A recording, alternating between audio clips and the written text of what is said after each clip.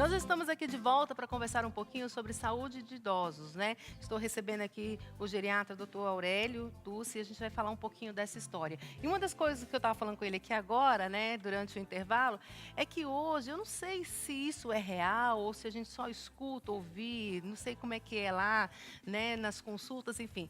Mas eu ando percebendo, viu, que as pessoas parecem que estão com receio um pouco da idade, hein, doutor? Será que não? Às vezes as pessoas hoje estão com um pouco de dificuldade de envelhecer, né? Querem ficar jovens para muito tempo. E aí, quando a gente fala de saúde de idosos, tem gente que já dá até uma reação assim. É, realmente isso pode acontecer, Dirce, porque tudo é um processo de adaptação, né? Ou Uhum. seja, o envelhecimento é uma coisa inevitável, vai acontecer, e eu acho que cabe a todo mundo se adaptar a isso, aceitar essa ideia e, a partir disso, sofrer as mudanças, se adaptar às mudanças que vão ser necessárias nesse período de vida, que, como eu disse, é inevitável, né? Tomando atitudes certas, tendo conhecimento, esse período vai ser muito melhor, vai ser muito mais fácil, vai ser menos sofrível, vai ser prazeroso. Eu acho que também aí existe um tipo de cobrança, até própria, né, própria da sociedade, que você tem que estar assim ou daquele jeito. Mas o que importa é você assumir isso, né? E dizer, olha, que bom, estou acumulando experiências, porque é isso de verdade, né? E a partir de quando que a gente começa a dizer que a pessoa está entrando na terceira idade? Que idade que é? Olha, não existe uma definição muito cronológica, Tá. ou seja, o meu organismo, a partir de tal idade, é idoso. Uhum. Não, isso não tem. Existem pessoas com 70 anos que aparentam ter 50. E o contrário também, pessoas com 50 que aparentam ter 70 anos. Mas, então, a gente vai pela legislação. No Brasil existe o Estatuto do Idoso, que é para pessoas acima de 60 anos. Então, no Brasil, idoso acima de 60 anos. Por outro lado, a Organização Mundial da Saúde, ela trata como idoso acima de 65 anos. Então, pela legislação brasileira, hoje, idoso acima de 60 anos. Ok, e aí quando que é necessário já o acompanhamento do geriatra? Olha, não tem uma idade determinada, certamente, pelos meios médicos, pelas sociedades médicas, que a partir de tal idade precisa ir no geriatra. Uhum. As medidas de envelhecimento saudável devem ser tomadas o quanto antes. Eu, particularmente, acho que essas medidas, essa preocupação com o envelhecimento saudável deve ser mais intensa a partir dos 40 anos. E a partir daí, sim, o geriatra pode acrescentar, mas não só o geriatra, como cardiologistas, clínicos, eles podem dar essas orientações com relação ao envelhecimento saudável.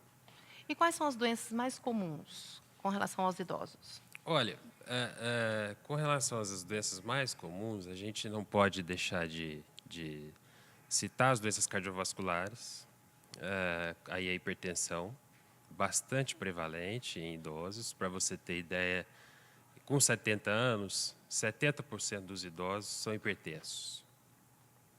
Além disso, as outras doenças cardiovasculares, como infarto, como AVC, também são bastante prevalentes. O diabetes, para você ter uma ideia, 10% dos idosos têm diabetes. E o geriatra, ele trabalha com algumas situações, algumas doenças que são pouco, às vezes, difundidas.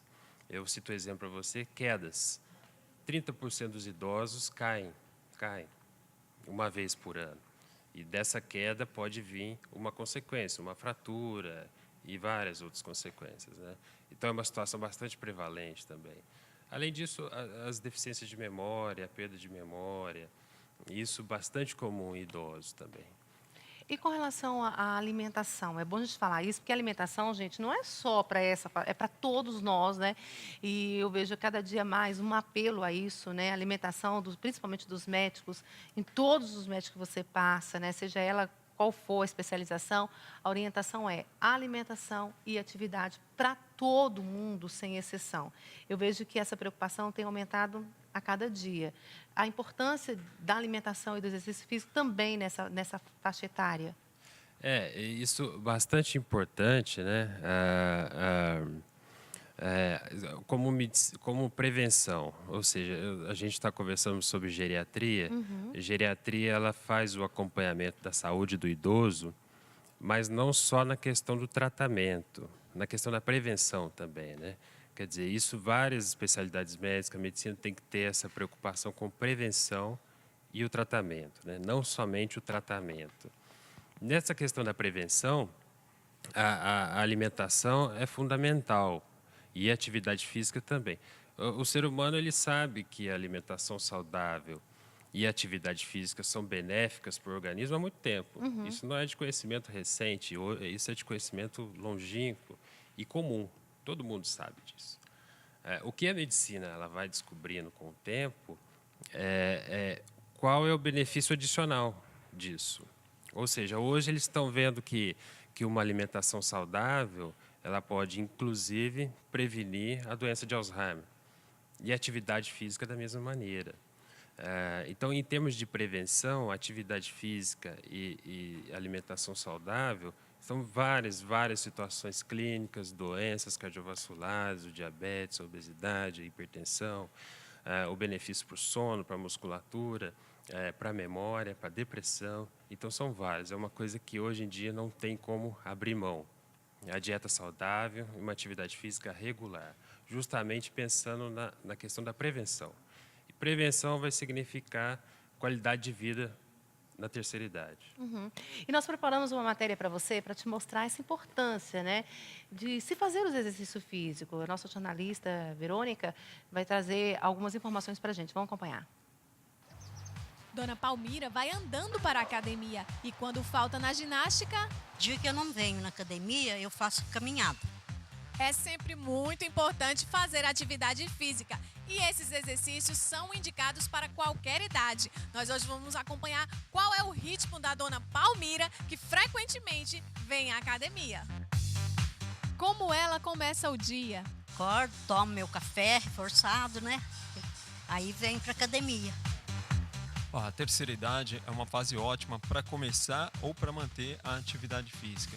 As pessoas que nunca fizeram, também é muito importante começar nessa fase, porque a partir dos 30, 40 anos já vai havendo uma perda de massa óssea, perda de massa magra. Então a pessoa vai ficando, entre aspas, um pouco mais fragilizada. Então ela iniciando a atividade física, ela vai ganhando essa massa magra, essa massa óssea, e vai melhorando a qualidade de vida dessa pessoa. O que melhorou a partir da atividade física? Assim dor no braço, né? Assim dor na perna. Isso aí, ó, acabou tudo. Muito bom. Melhora mesmo. Como a pessoa entra no ritmo? A coordenação também já ficou um pouco mais debilitada, então ela precisa um pouco mais de orientação no começo. Mas nada impede de começar a atividade física. No caso da Dona Palmira, Tem 3 vezes por semana. 1h30, assim, às vezes 2 horas. Tem que ter pique. Eu não canso. Eu chego aqui, eu nem quero ir embora, eu gosto. que atividade fazer? Terceira idade pode fazer atividade como um adulto, como um jovem também, jogar também. Ela não pode se limitar às vezes a faz uma caminhadinha ou vai só para hidroginástica. Não, hoje existe uma gama de exercícios que a pessoa pode estar fazendo e justamente ela tem que gostar. Esse fator é prazeroso, então ajuda, estimula a pessoa a iniciar e a manter-se na atividade física. Comecei depois já de uma certa idade, né? Fiquei importante, é muito importante. Academia é sinônimo de saúde, né? O que é fundamental? Existem 3 tipos, se a gente for ver, de base para atividade física. Exercícios de alongamento, que se a pessoa não faz, ela vai diminuindo a flexibilidade. Exercícios de força, que se a pessoa não faz, também vai diminuindo a força. E exercícios de resistência. Tô no pique. O resto do dia, as moças acho que perdem para mim, viu? Quais as recomendações? Aquela que nunca começou, passar num médico, né, ver como é que está a sua condição, qual que é a atividade ideal para estar começando, uma coisa leve, pegar um bom profissional de educação física, né, e aquela pessoa que já tá na caminhada, vamos dizer assim, ela pode estar se mantendo e fazendo essas atividades diferenciadas que ela vai estar melhorando em todos os aspectos, a força, a resistência, a flexibilidade e a qualidade de vida, que é o mais importante. Uma necessidade de hidratar-se bem. Sempre com a garrafinha cheia d'água. Tomo bastante água.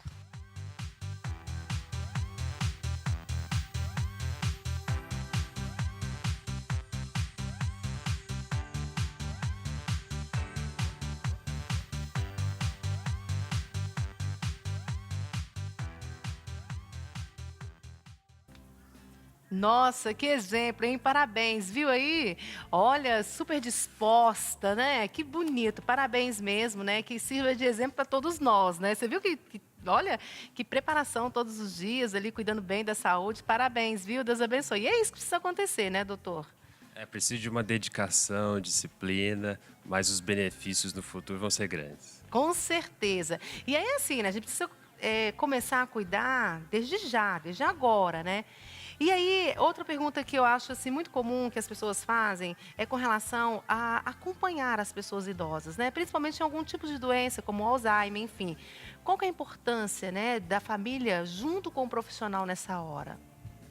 Olha, especificamente nessa questão da doença de Alzheimer, é uma doença que a gente tem visto o aumento da prevalência. Ou seja, as pessoas elas estão envelhecendo mais, estão vivendo mais. Com isso, essas doenças crônicas têm aparecido mais. E a doença de Alzheimer é uma delas, né? De muita importância hoje mundialmente, né? Aliás, no dia 21, semana passada, foi comemorado, foi indicado o Dia Mundial da Doença de Alzheimer justamente para essa preocupação com a doença. E o que é a doença de Alzheimer? É aquele idoso que, a partir de uma certa idade, ele começa a ficar esquecido. Esse é o quadro que mais chama atenção. Memória. Fala alguma coisa, daqui a pouco repete, ou repete várias coisas, esquece recados, perde coisas dentro de casa, esquece de tomar os medicamentos. Muitas vezes, essa situação a família julga como sendo própria da idade. Não, isso é da idade, né? E não é, a idade não faz isso. O que faz isso é a doença. Então, nesse caso, é importante a sua pergunta, o acompanhamento com o geriatra. Eu vejo o diferencial do geriatra justamente porque ele vai fazer uma abordagem completa, integral, né? Então, nesse caso, ele vai trabalhar com o diagnóstico, vai dar o diagnóstico para a família, se é ou não. Existem outras doenças que causam perda da memória. E a partir do diagnóstico, fazer uma programação de tratamento e, da mesma maneira, explicar para a família o que acontece a partir daí. Então, como é que a minha mãe vai ficar, como é que o meu pai vai ficar, e se ficar assim, o que eu faço?